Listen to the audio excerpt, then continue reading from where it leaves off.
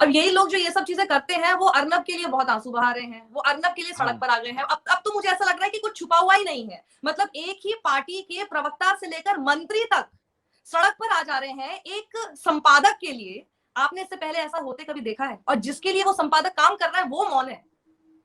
देखिए, मैं इसमें दो बात कहना चाहता हूँ। पहली बात तो ये कि ऐसा तब हुआ था जब इंदिरा गांधी जी ने इमरजेंसी लगाया था, और किसी पत्रकार के ऊपर अगर कुछ कहा जाता था तो पूरी की पूरी बिरादरी बोलती थी। उस वक्त पत्रकार समुदाय खेमेबाजी में नहीं बटा हुआ था। आज ये परिस्थिति बदल गई है। आज हर समुदाय, सिर्फ पत्रकार ही नहीं, आप सेना के पूर्व अधिकारियों को देख लीजिए, आप जो है रिटायर्ड ब्यूरोक्रेट्स को देख लीजिए, आप रिटायर्ड जजों को देख लीजिए, आप पत्रकारों को देख लीजिए, आप कलाकारों को देख लीजिए, आप बिजनेस कम्युनिटी को देख लीजिए। हर समुदाय जो है वो खेमों में बट गया है। क्यों बट गया है? जो एस्टेब्लिशमेंट है, वो एस्टेब्लिशमेंट ही ये खेमाबाजी क्रिएट कर रहा है। जो एस्टेब्लिशमेंट के सामने बिछ जाते हैं, लेट जाते हैं, वो तो उनके लिए बहुत अच्छे हैं, और जो उनको क्वेश्चन करना शुरू कर देते हैं उनको वो देशद्रोही कहना शुरू कर देते हैं। और इसी खेमेबाजी के चलते आज हम लोग एक संकट से घिर गए हैं। एक तरफ सैद्धांतिक तौर पे अगर किसी पत्रकार के साथ कुछ गलत होता है तो ये अभिव्यक्ति की आजादी के ऊपर हमला है, सैद्धांतिक तौर पे।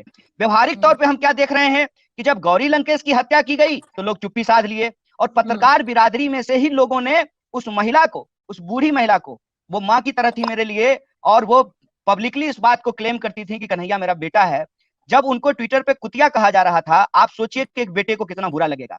जब किसी महिला को रेप की धमकी दी जाती है, किसी महिला पत्रकार को, तब ये चुप्पी साध लेते हैं। जब महिला पत्रकारों को प्रेस्टिट्यूट कहा जाता है तब ये चुप्पी साध लेते हैं। जब उनके साथ कोई बदतमीजी की जाती है तब ये चुप्पी साध लेते हैं। अभी दलित कैमरा की एक जर्नलिस्ट के साथ प्रधानमंत्री की रैली में बदतमीजियां की गई, उनके साथ सब कुछ करने हो जाने की संभावना थी, और उस पर सब लोगों ने चुप्पी साध ली। लेकिन जो सरकार का चाटुकार है, पत्रकार नहीं कह लीजिए, प्रवक्ता कह लीजिए, उसके लिए लोग सिद्धांत की दुहाई देने लगते हैं।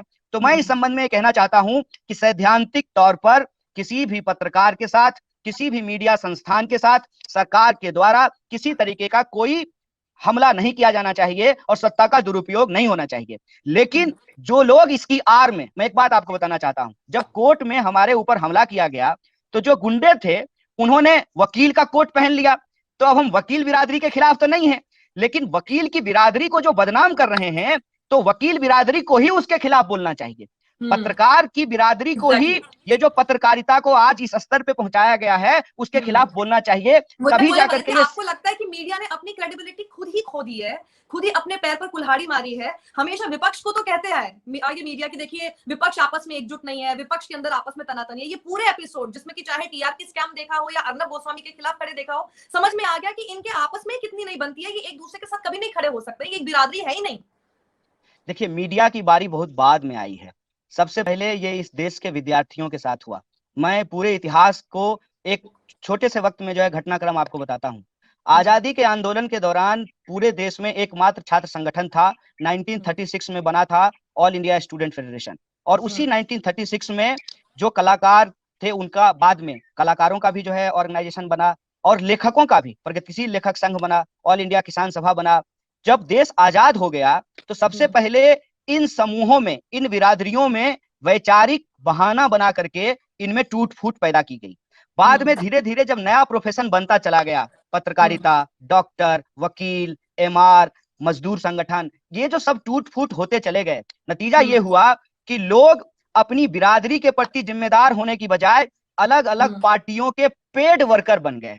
अब वकालत के ऊपर कोई हमला होगा तो अगर हमारी सरकार है तो चुप हो जाएंगे, हमारी सरकार नहीं है तो हल्ला करना शुरू कर देंगे।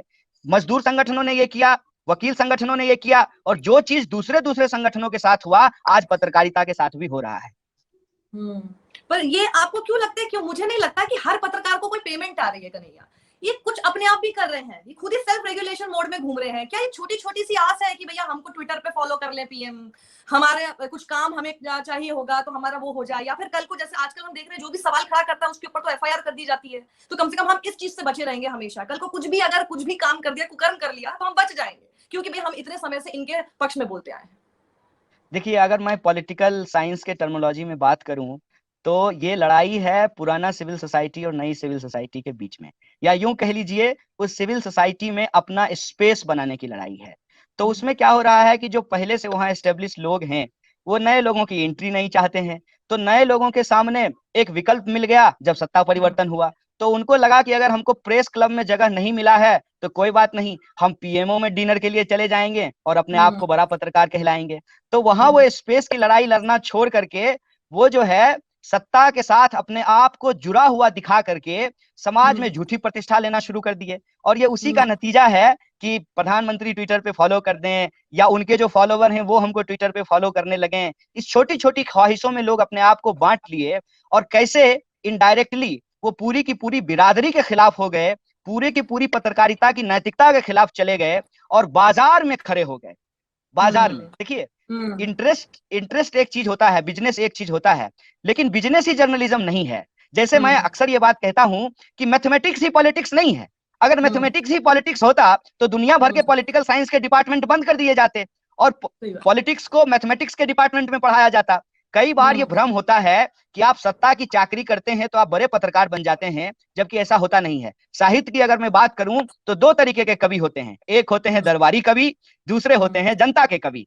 दरबारी कवि के पास जो है बड़ी सुख सुविधा होती है, लेकिन जनता के जो कवि होते हैं वो सदियों याद किए जाते हैं। मीर तकी मीर और गालिब किसी महाराज किसी राजा की दरबार में ही सिर्फ जो है शेर व शायरी नहीं करते थे, उनकी पहुंच भिखमंगों तक भी थी और कोठे पर नाचने वाली भी उनके शेर और शायरी को गाया करती थी। जनता के जो कवि होते हैं उनकी पूछ उस समाज में जिस समय वो जी रहे हों उस समय भले ना हो, लेकिन आने वाली सदियां उनको याद करती हैं। यही पत्रकारिता के साथ होता है। कुछ लोग नैतिकता और सिद्धांत के लिए जीते हैं, कुछ लोग बिजनेस के लिए जीते हैं, और जो बिजनेस के लिए जीते हैं उनके लिए सत्ता के प्रति समर्पित होना जरूरी हो जाता है।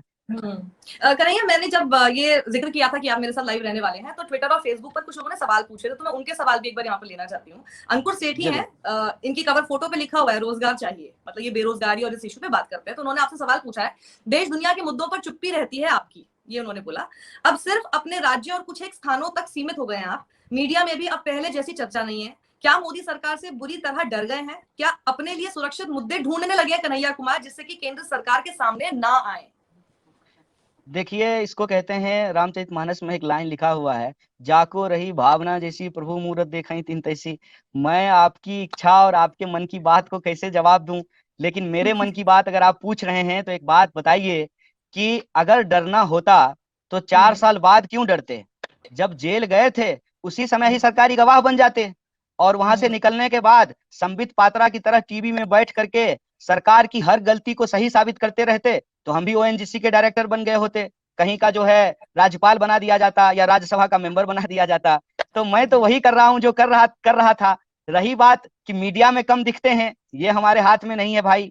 मेरा नाम कन्हैया अंबानी नहीं है कि मैं जो है कई मीडिया संस्थान का मालिक हूँ, कि मैं कब सोता हूँ, कब जगता हूँ, कब थूकता हूँ, कब हंसता हूँ, कब बोलता हूँ, ये सब कुछ न्यूज हो। मैं एक साधारण नागरिक हूँ आपकी तरह। जब मीडिया को जरूरत लगती है तो बुला लेती है, जब मीडिया को लगता है कि नहीं इसकी जरूरत नहीं है तो नहीं बुलाती है। तीसरी बात, आपने कहा कि देश दुनिया का मुद्दा उठाना बंद कर दिया है। देखिए एक बात बताइए, देश दुनिया का मुद्दा हम उठाते रहें और हमारे गांव में नाली के ऊपर ढक्कन नहीं लग पाया है, इस पे हमारा ध्यान ही न जाए, तो ये ठीक बात नहीं है। देश दुनिया के मुद्दों को भी जरूरी पड़ने पे उठाते हैं, लेकिन मेरा मानना है कि मुख्य धारा की राजनीति में आपको धीरे धीरे अपनी राजनीतिक जमीन का विस्तार करना होता है। बताइए, हम जो बिडेन और डोनाल्ड ट्रंप पे ट्वीट करते रहें और जो हमारा होम कॉन्स्टिट्यूएंसी है वहां का चुनाव हम हार जाएं तो उसका क्या फायदा है? मैं जमीन पे काम करने वाला एक सामाजिक कार्यकर्ता हूं और मुझे अपनी जिम्मेवारियों का एहसास है। मैं देश दुनिया के मुद्दों को भी उठाता हूं। हमने जो है पीएचडी ही इंटरनेशनल स्टडीज में की है और देश दुनिया के मुद्दों को समझता भी हूं, लेकिन मेरा ये मानना है कि बाहर के मुद्दे से स्थानीय मुद्दे की तरफ नहीं आया जा सकता है, बल्कि स्थानीय मुद्दों को ठीक करके बाहर के मुद्दों तक पहुंचा जा सकता है। इसीलिए जब मुझे लोग न्यूयॉर्क, पेरिस और इधर उधर की बात करने के लिए कहते हैं तो मैं कहता हूं कि मेरी चिंता यह है कि हमारे विधानसभा में जो चुनाव हो रहा है, सारे बूथ पे पोलिंग एजेंट को कैसे खड़ा किया जाए, सारे वोटर को ला करके वोट कैसे करवाया जाए। अगर मैं यहाँ पे एक विधायक जिताता हूं तो मैं समझता हूं कि हमने भाजपा को एक